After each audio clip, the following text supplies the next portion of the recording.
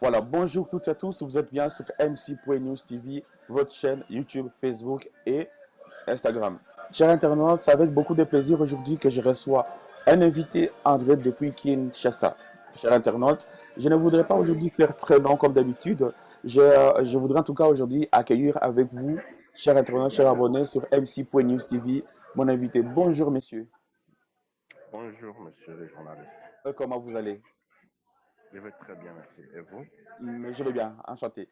Merci. Monsieur, est-ce que vous voudriez bien vous présenter aux auditeurs de MC.News TV ce matin? D'accord. Je suis monsieur Innocent Robala. Je suis cadre de l'Union pour la nation congolaise. J'occupe la fonction de coordonnateur adjoint chargé d'études et stratégies au Mhm. sein de la Fédération nationale de la jeunesse. Oui. Et actuellement, vous êtes dans quel pays, dans quelle région? Parce que l'INC, on sait qu'ils sont un peu partout dans le monde. Actuellement, je suis à Kinshasa, Mhm. dans la commune de Ngaliema, Mhm. euh, où j'habite pour le moment. Mhm. Depuis ma nomination, parce que je suis originaire en fait de Bukavu, Mhm. dans la ville de Bukavu, je suis maintenant à Kinshasa. Dès ma nomination à ces hautes fonctions du parti, Mhm. j'étais obligé de monter pour me requérir des fonctionnalités, comment je dois m'apprendre, comment je vais m'apprendre à assumer cette fonction qui est mienne depuis la nomination. Mhm. Merci beaucoup. Mais seulement là, il y avait un petit bruit, c'est comme au Congo. Je salue en tout cas à votre passage les enfants de Bukavu, Amdiamboyeno, à Bukavu. Voilà, cher invité, c'est avec beaucoup de plaisir que j'accorde la parole à un membre de l'UNC, une partie chère à Vital Kamere, vous l'aurez deviné. Mais monsieur, tout de suite, d'entrée de jeu, quelle lecture faites-vous de l'actualité congolaise et internationale dans votre famille politique? Vous savez, dans notre pays, ces derniers temps, l'actualité est beaucoup plus occupée par la guerre de l'Est, les incursions de l'armée rwandaise, l'incursion du M23 appuyée par l'armée rwandaise, qui laisse la population sans sommeil ces derniers temps. La population se déplace du jour au lendemain.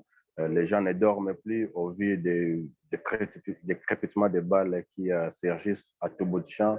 Bon, aussi, au fait, avec les Beni Butembo, où les, les terroristes tuent toujours la population, et là, ça laisse toute la population en général de la RDC et de l'Est en particulier sans mort.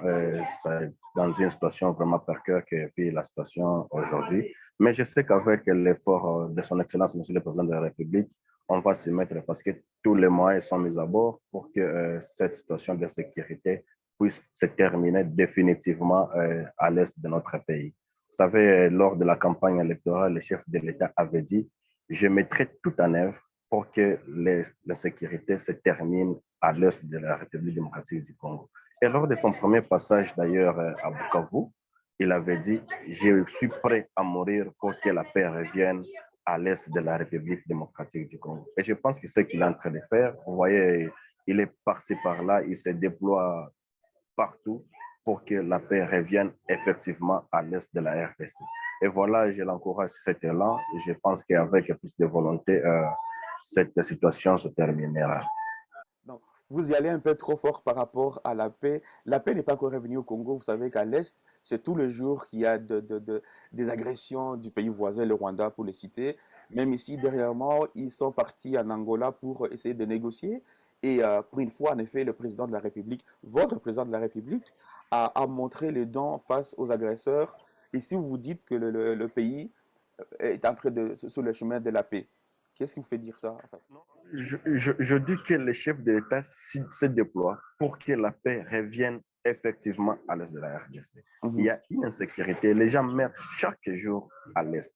Si mhm, vous faites l'estimation, c'est au moins 100 personnes qui meurent par jour à mhm, l'est de la RDC. Et c'est une situation qui dérange au plus grand profond de son Excellence, Monsieur le Président de la République. Il mhm, cherche à tout prix pour que la paix revienne à l'est de la RDC. C'est mhm. pourquoi, comme je venais de le dire là, il s'est même déployé, il s'est même déplacé vers l'Angola, dire aux gens qui nous agressent, disons les pays voisins, il dit: non, qu'est-ce que vous gagnez quand la population de l'Est meurt? Qu'est-ce que vous vous retrouvez?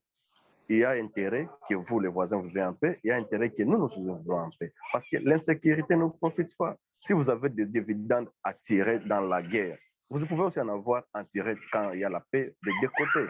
Voilà, en fait, c'est ça l'intérêt que le chef de l'État veut. Et c'est pourquoi je t'ai dit, lors de son premier passage à l'Est, après juste les élections de 2018, il est parti à la place du 24 où j'étais présent. Il a dit je suis prêt à mourir pourvu que la paix revienne à l'est de la République démocratique du Congo. Et c'est ce qu'il est en train de faire. Il se déploie partout. Il accepte de négocier même avec les belligérants. Il accepte de négocier avec les tueurs pourvu que la population vive dans la paix. Et Merci beaucoup. voilà ce qu'il est en train de faire. Merci. Ça, ce sont vos déclarations en tout cas, mais ici, la population en effet commence à souffrir, mais là n'est pas la question, on va évoluer par rapport à cela. Vous avez dit que vous êtes d'origine de Bukavu, mais comment est-ce que vous connaissez Bukavu? En bref, hein? Voilà, Bukavu, je connais toutes ses formes. Je connais Bukavu. Bukavu, c'est une bonne ville. Malheureusement, aujourd'hui, dans une situation de délabrement vraiment très avancée, vu à la mauvaise politique de la province ces derniers temps. Et là, j'inviterai peut-être les gouverneurs de province de mettre un peu plus de la volonté pour la réhabilitation de la ville de Bukavu. Auparavant, la Bukavu s'appelait Bukavu la Verte. Aujourd'hui, avec les amorcellements un peu partout, Bukavu manque aujourd'hui, même là où on peut mettre une petite paillote pourvu qu'on prenne de l'air. Donc, je demanderai à monsieur le gouverneur de tenir compte de cette situation, de construire surtout les infrastructures routières. Aujourd'hui, Bukavu n'a plus presque de routes. Vous voyez la route qui mène vers l'aéroport de Kavumu. Il n'y a pas de route. Aujourd'hui, comme nous sommes dans la saison sèche, les véhicules peuvent rouler même si c'est dans des conditions là inhumaines. Les véhicules peuvent rouler, mais quand il va pleuvoir, il n'y aura plus de circulation. C'est dans toutes les communes, je passe juste cet exemple, mais c'est dans toutes les communes où il n'y a plus de routes. Il n'y a plus de routes secondaires, il n'y a plus de routes. Donc, je demanderai peut-être un peu plus de volonté à son Excellence, Monsieur le Gouverneur, de s'y mettre et voir que c'est ça Bukavu. Heureusement, il est natif de Bukavu. Il met un peu de la volonté pour que Bukavu soit reconstruite. Merci beaucoup. Vous avez cité, heureusement qu'il est né de Bukavu. Moi, je vais vous donner aussi la liste des natifs de Bukavu, qui peut-être qui ne font rien, entre autres votre président Vital Kamerhe, je le cite, le président du Sénat Bahati Lukwebo et le gouverneur actuel. Bon, malheureusement, ces grandes têtes-là, ces grands leaders-là ne font Non, non, peut-être pas. je voudrais intervenir à cette question. Je vous en prie. Vous savez, je parle pour le cas de mon président. Il n'a pas encore été à l'exécutif. Après les élections de 2018, il a été directeur de cabinet du chef de l'État pour un bref délai. Malheureusement, j'espère qu'on va aborder la question. Les sorciers de ce pays n'ont pas voulu qu'il continue à œuvrer à côté du chef de l'État. On va aborder cette question, je pense qu'on va y détailler plus. Il n'a pas encore été à l'exécutif, mais je pense que quand il sera à l'exécutif de ce pays, un peu plus de volonté, la Bukavu, que nous connaissons très bien, sera construit. Merci Il beaucoup. faut faire la différence parce que les gens commencent à dire depuis qu'il est là, il n'a jamais fait quelque chose à Bukavu. Il a été président de l'Assemblée nationale. Être président de l'Assemblée nationale, c'est juste voter les textes, voter les lois. Bon, dites-moi, est-ce qu'un député national a le pouvoir de construire la route? Je ne pense pas. C'est le pouvoir Avancer les exclusif choses. de l'exécutif.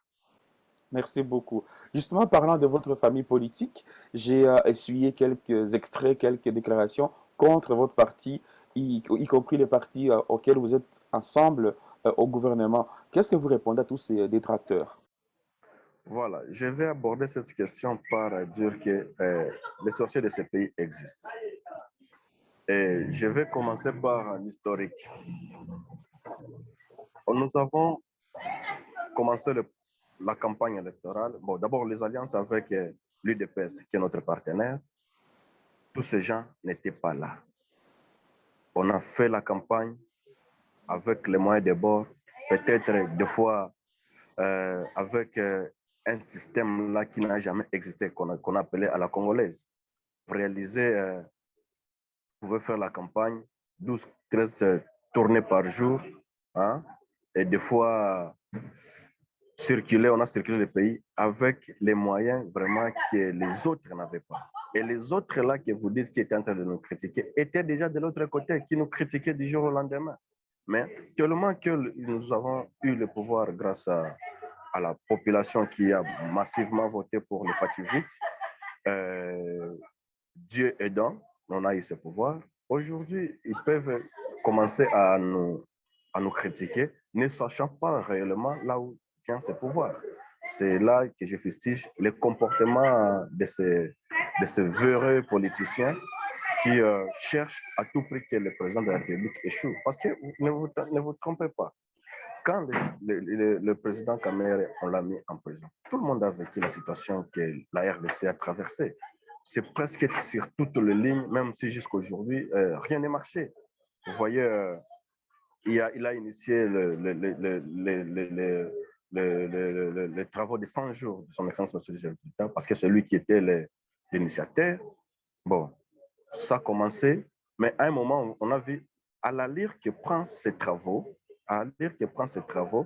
considérant ou comparant avec d'autres années passées, ces gens risquent d'effacer notre histoire. Voilà que c'est là où a commencé les officines pour séparer le chef de l'État à son directeur de cabinet. Ils ont dit, ah, les sauts de moutons sont déjà... Commencent à construire des maisons pour eux, alors que les dernières maisons qu'ont connues les policiers et les militaires datent au moins de trentaine d'années.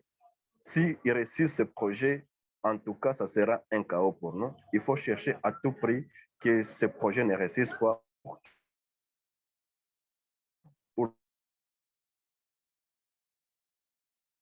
Malheureusement, ils ne seront pas capables de tout mettre à zéro parce qu'il y a déjà des choses qui sont palpables.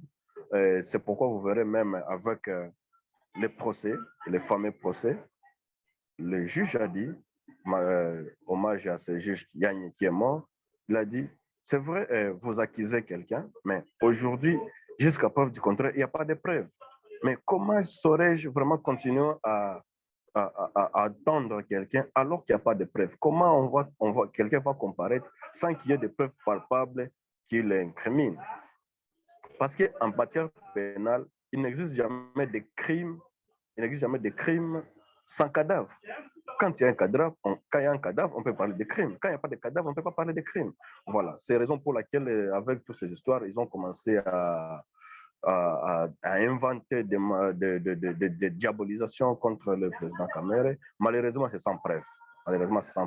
Et jusqu'à preuve du contraire, ils continuent, mais malheureusement, ils n'ont pas de preuves. Le juge, la justice a demandé que tout celui qui a même une petite preuve, il peut l'amener. Bon, vous avez entendu un terme qui a été inventé en matière pénale qui n'existe jamais, qui est le détournement intellectuel. En matière de détournement, il n'existe. Quand on parle de détournement, il doit y avoir des preuves. Quand il n'y a pas de preuves, on ne peut pas parler de détournement intellectuel. Voilà. C'est la raison pour laquelle ils sont en débandade, ils ne savent pas quoi dire, qu'ils peuvent commencer à inventer des histoires sans fin. Merci beaucoup. Et donc ici, vous avez parlé de différents propos. Vous avez dit, c'est Dieu seul qui sait, assez véreux. Mais ici, justement, parlant de Dieu dans des églises, j'ai suivi avec beaucoup de réticence, en tout cas, votre leader comme si on invoquait l'esprit d'un certain pasteur qu'on accuse de beaucoup de choses. Mais comment est-ce que vous l'avez vécu cela, vous aussi? Je pense que vous parlez de pasteur Godin Poy. Voilà. Je vais aborder cette question en disant à ce pasteur, bon, d'abord, son historique politique, on ne connaît pas. Nous, quand on a commencé cette campagne électorale pour que les Fativites arrivent au pouvoir aujourd'hui, peut-être qu'il était déjà de l'autre bord. Il nous a rejoint comme il est quelqu'un qui aime seulement manger un plat prêt. Il nous a rejoint en plein pouvoir.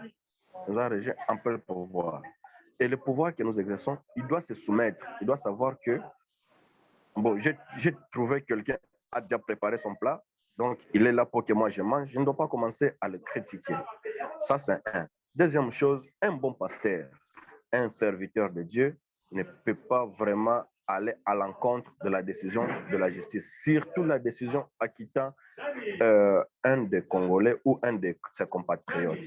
Parce que, un, la justice n'est pas là pour seulement condamner les gens, mais la justice est là pour aussi acquitter les innocents. Bon, comment ça lui ferait mal, lui qui est pasteur, comment ça lui ferait mal quand la justice a acquitté un innocent parce que la justice, lui, n'a pas trouvé de preuves. Si il a des preuves de détournement qu'il a invoquées dans son église-là, ils peuvent l'amener à l'église. Ils peuvent les amener à la justice plutôt. Parce que n'ayant pas ces preuves, bon, il a choisi peut-être la chair de l'église, le temple de Dieu, pour s'attaquer aux gens. Nous aussi, nous utiliserons les micros des journalistes que vous êtes pour les répondre. Il ne doit pas utiliser le micro de l'église pour s'attaquer aux gens. S'il a des comptes à rendre avec le président Vital Kamerhe, il n'a qu'à ouvrir un débat, soit à une chaîne de télévision.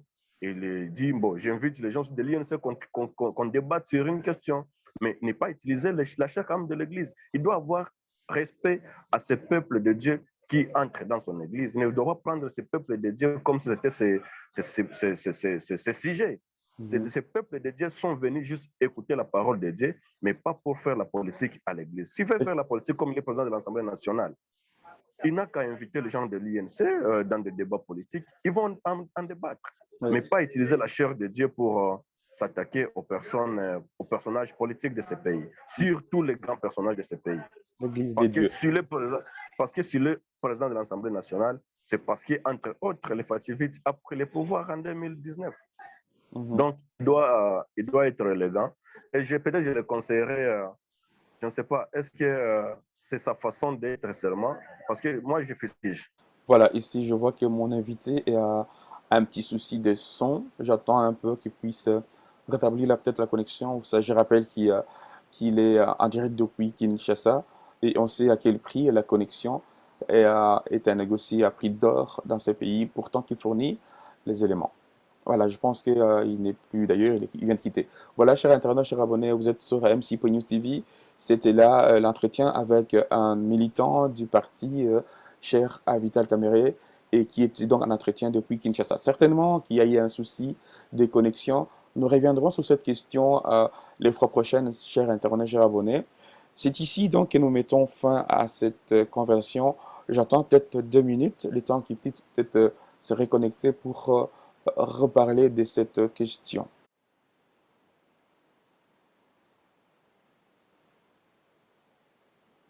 Voilà, chers internautes, chers abonnés, j'ai attendu, j'ai accordé le crédit pour attendre avec mon invité du jour. C'est ainsi donc que je mets fin à cet entretien avec l'invité de ANC, MC.News TV. N'hésitez pas donc aussi à répondre sur MC.News TV ou appeler les 0032 47 40 36 99 2 et là vous aurez tous les contacts pour pouvoir intervenir sur MC.News TV. À très bientôt.